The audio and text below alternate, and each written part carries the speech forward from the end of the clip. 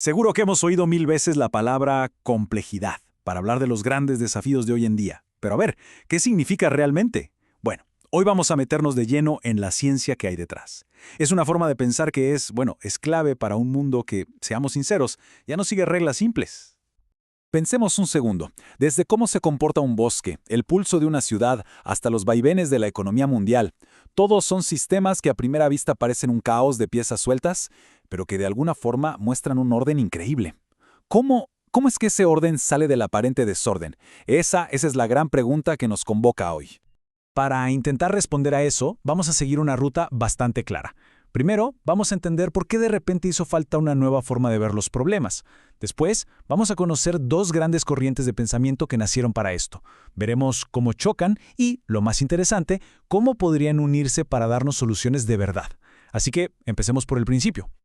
Ok, para arrancar, tenemos que entender por qué las herramientas científicas de siempre, las que tanto éxito nos dieron, de repente se quedaron cortas. La ciencia clásica, con todos sus logros, se topó con un muro, con un tipo de problema que simplemente no podía descifrar.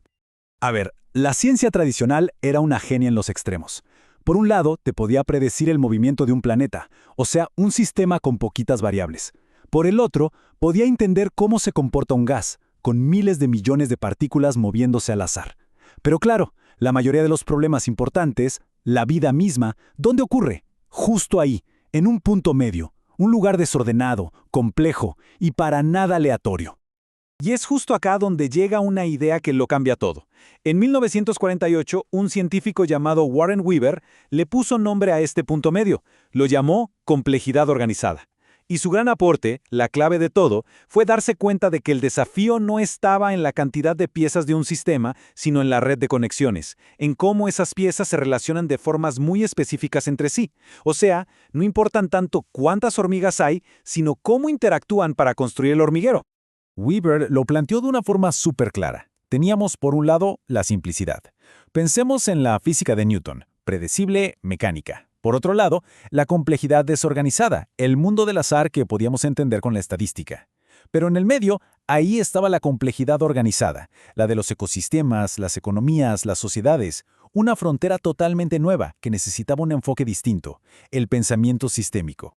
Y claro, como siempre pasa cuando se descubre algo nuevo, no todos estuvieron de acuerdo en cómo explorarlo. Así que, muy pronto, aparecieron dos mapas distintos, dos filosofías casi opuestas sobre cómo navegar este nuevo territorio. Esto dio lugar a dos grandes escuelas de pensamiento que a menudo competían entre sí. Y fíjense qué curioso, porque la división fue casi geográfica. En el mundo anglosajón, digamos Estados Unidos y Reino Unido, dominó un enfoque súper pragmático muy técnico. Mientras tanto, en el mundo franco-latino, principalmente en Francia, floreció una escuela mucho más filosófica, más humanista. A la primera corriente la conocemos como complejidad restringida, o más fácil, las ciencias de la complejidad. Su objetivo era muy concreto: construir herramientas, modelos matemáticos, simulaciones, para tratar de predecir el comportamiento de los sistemas. A la segunda la llamamos complejidad general, o pensamiento complejo. Y su meta, era mucho más ambiciosa: transformar la forma en que entendemos el conocimiento.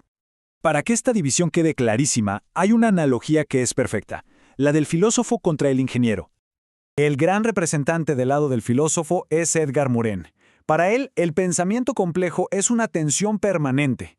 ¿Entre qué? Pues entre ese sueño de tener un saber total, que no divida las cosas en pedacitos, y a la vez la humildad de aceptar que nuestro conocimiento nunca va a estar completo.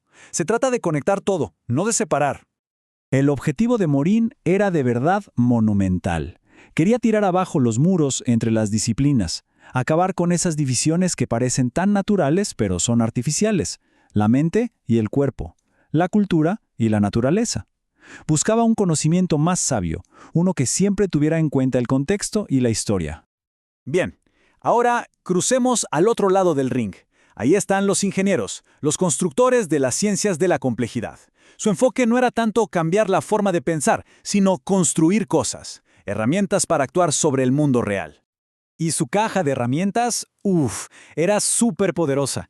Con el boom de las computadoras, desarrollaron métodos como los modelos basados en agentes, que permitían simular desde un ecosistema hasta una sociedad entera.